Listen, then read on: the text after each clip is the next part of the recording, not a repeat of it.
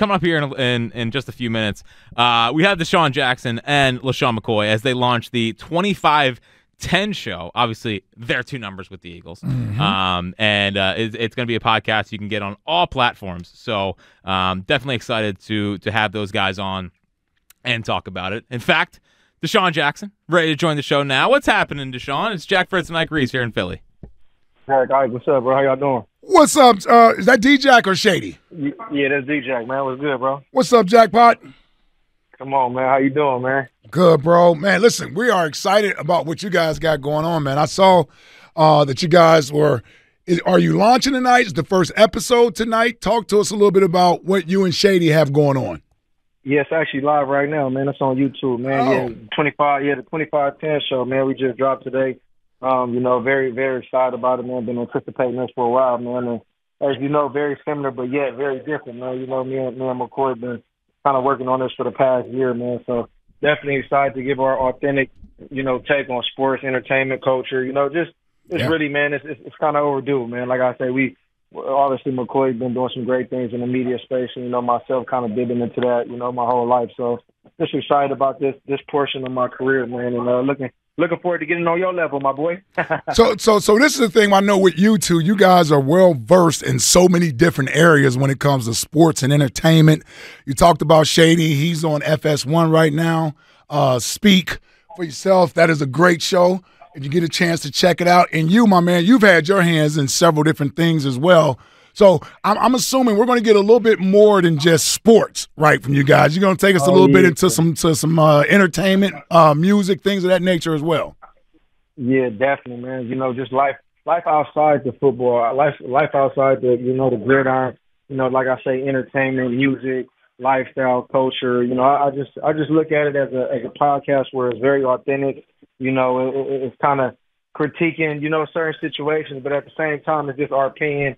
And, very blunt, very open. Obviously, Shady, he's on Fox, so he can't go as a little wild as I could go. Cause, I don't have no contract through anybody. So, I'm contracted through myself right now. But, yeah, man, really, man, yeah, I think for me, just sitting back and watching a lot of these podcasts, man, and guys kind of just go at a lot of these athletes, man. And, for me, being once an athlete, man, I want to be on the side where I support the athlete. I want to be for the athlete. I want to give the athlete opportunity to come on our show and kind of give their perspective, because a lot of time in the media, it's kind of hard when you go sit in the locker room and, do interviews. It's kind of hard to really get your point across because it's always narrative to a certain, direct point from the media. You know what I'm saying? So I just really want to give, the guests the opportunity to really tell their story and kind of be authentic and unique to what it is they're trying to get across. Well, the other half of the 25-10 podcast joins us now. Lesean McCoy, what's happening, Lesean? That's right. Listen, man, I know the people miss seeing 25 in the backfield and seeing that number 10 on the left side and right side out there wide. So we bringing a podcast to reality. So how y'all doing today? What's up, Shady? What's up, brother? What's going on? I'm good, man. Good, man. First of all, congratulations on what you're doing in the media, man. You're killing it with the crew. On FS1. Love watching what you're doing there. And now you got your brother, your boy, your longtime teammate, great Eagle with you. You guys are teaming up for a podcast and being able to talk. We were just talking to D-Jack, not only about sports, but other things in the entertainment world as well.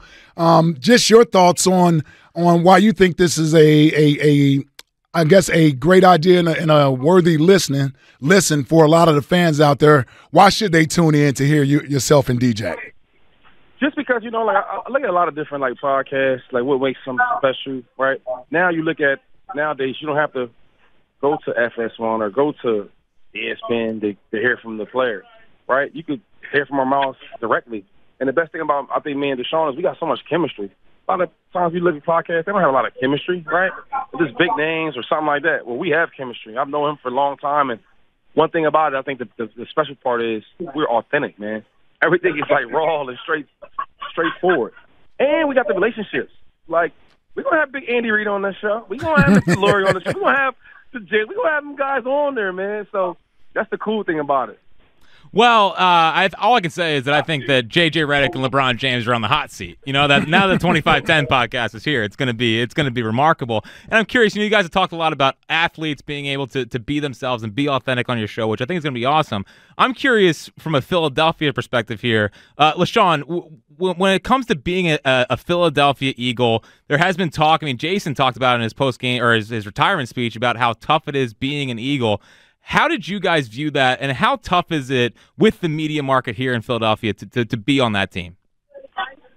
Well, say that one more time. It went in and out. I didn't hear you. Say it one more time. How hard is it to be an Eagle in this media market? There's been some players who have maybe not been able to handle as well. How did you guys handle it, and how tough really is it from your perspective?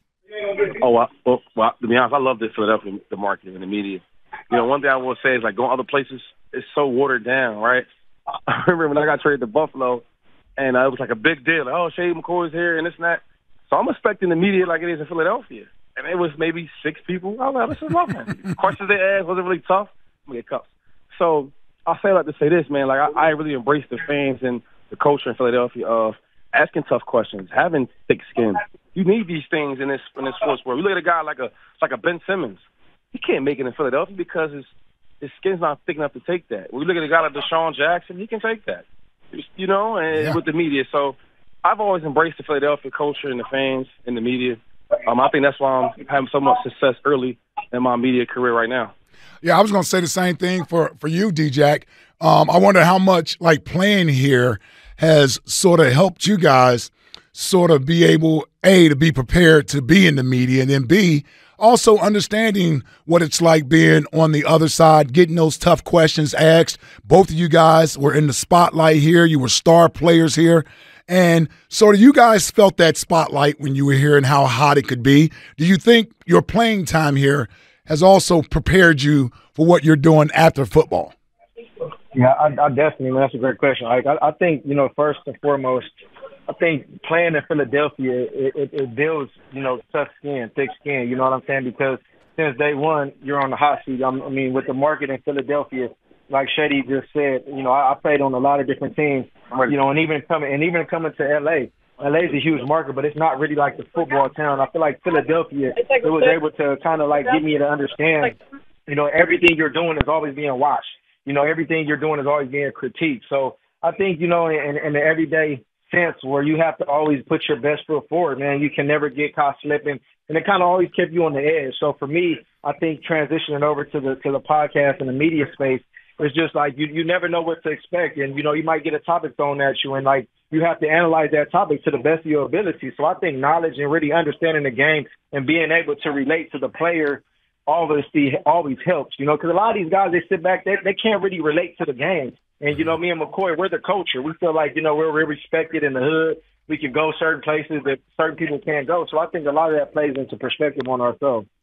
Desean, we had you in, you know, towards the end of the season, but it was kind of, I believe, in the middle of the collapse that happened at the end of last Eagles season. I'm curious from your perspective, from watching what transpired, what do you think happened? What's your best guess as to what happened at the end of the season? Oh, man, you're going to put me on the spot like that, man? God dang, man. It's the podcast game. Yeah, it's the podcast game. Shit, we need to be talking about this on the podcast. No, but honestly, man, I just think, you know, it's a disconnect, man. I think, you know, they start off on fire, man. They kind of, you know, in a sense where I was once in that position before. You know, sometimes when you're winning and it's kind of coming easy and you're on fire, you know, sometimes you forget how you got there. You know what I'm saying? And, you know, a few things in the media, a few things, you know, personnel-wise, you know, obviously getting away of that. You know, you have the media that, once again, critiques certain situations. A.J. Brown is mad at this, or he lashed out in the media, or, you know, his body language on the field. You know, a lot of that stuff, if you're not inner-court tight in the locker room, a lot of that stuff can affect what goes on, you know, when it's time for the games, you know. So I think a lot of little things came up throughout the season where they lost their disconnect. They lost their personality. And I think, you know, now coming into another year, they can kind of go back and look like, you know what, we was on fire. We was 10-1. Maybe we got complacent a little bit. Maybe we forgot to put in the extra work. Maybe we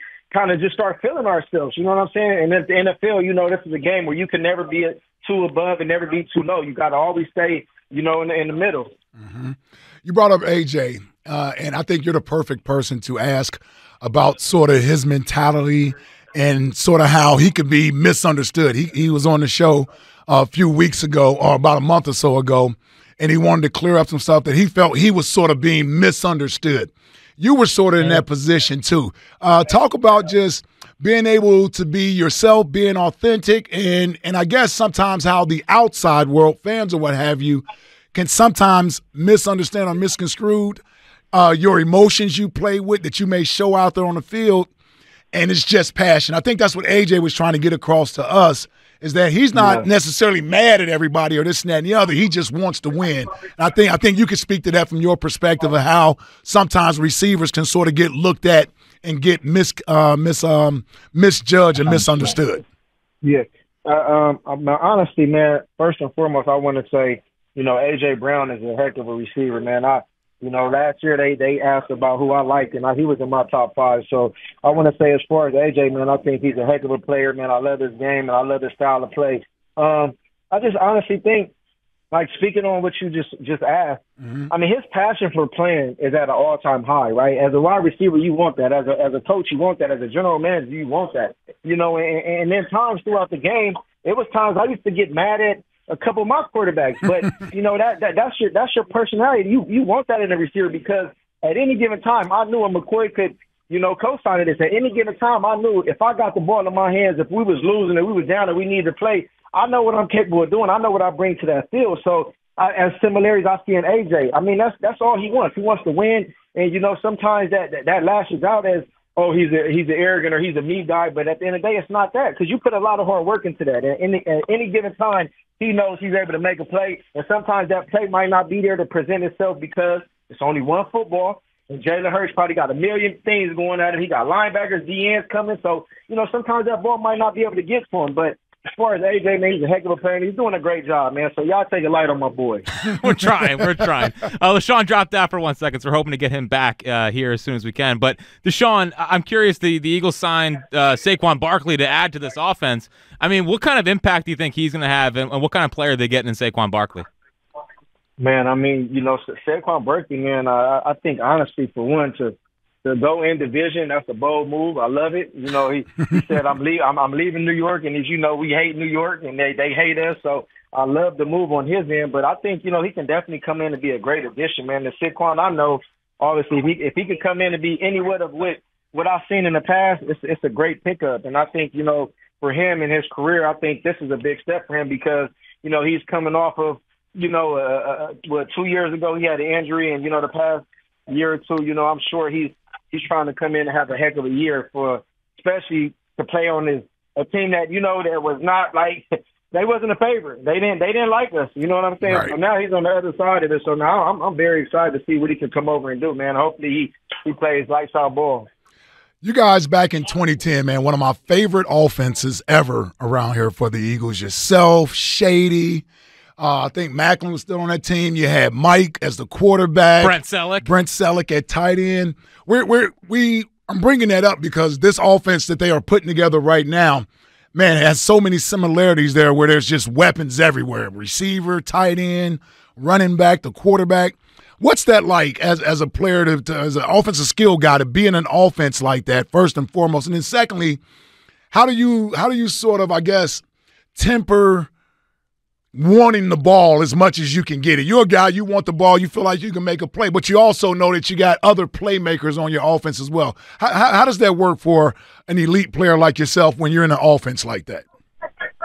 Oh, man, yeah, like you said, man, that 2010 team was stacked, man. And I remember it was a lot of commotion. There was a lot of talk. We was calling ourselves the Dream Team. And, before the season, we was projected to win the Super Bowl.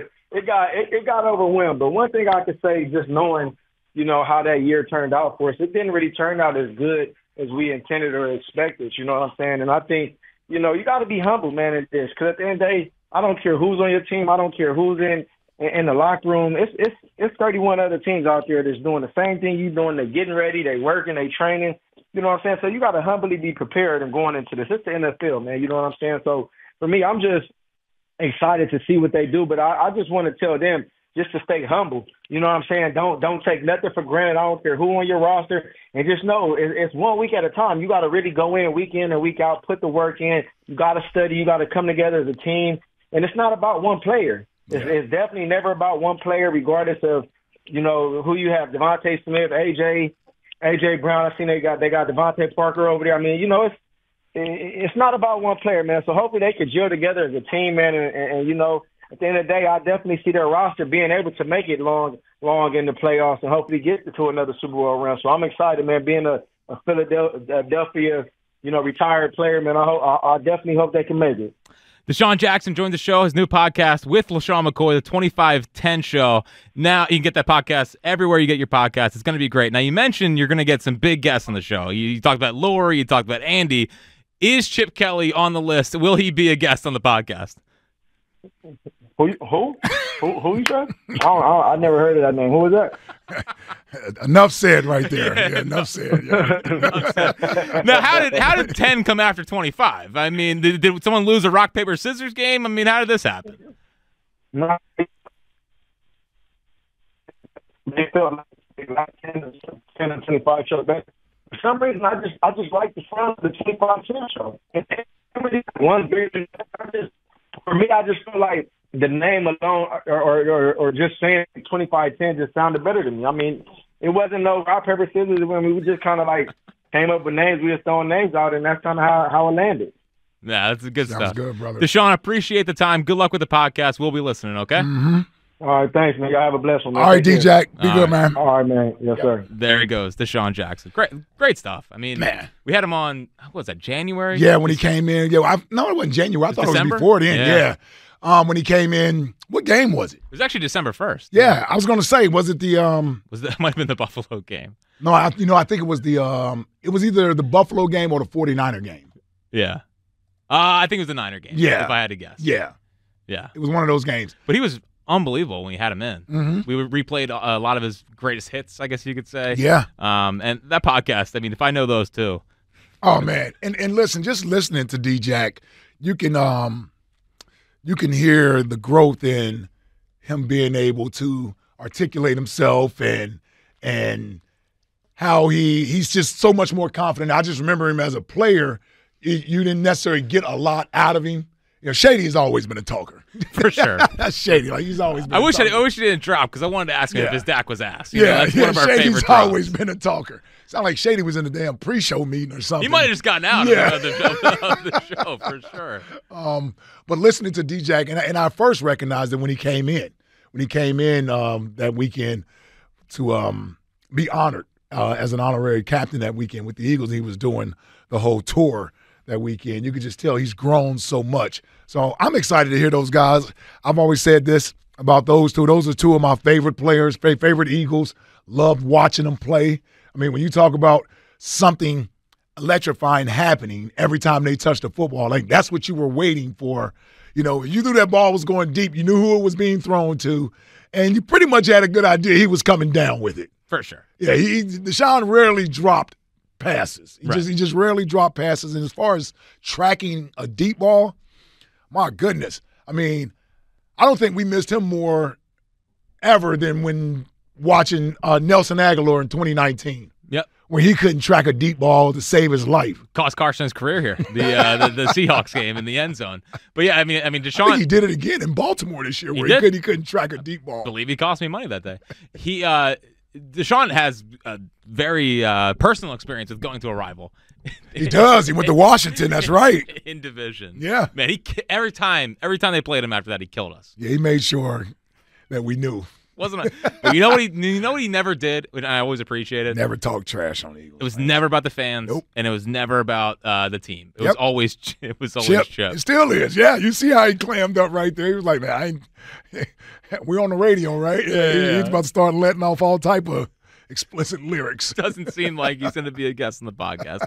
215-592-9494 to get in. That's cool stuff. I'm glad Desean and Shady are back, and it's always great.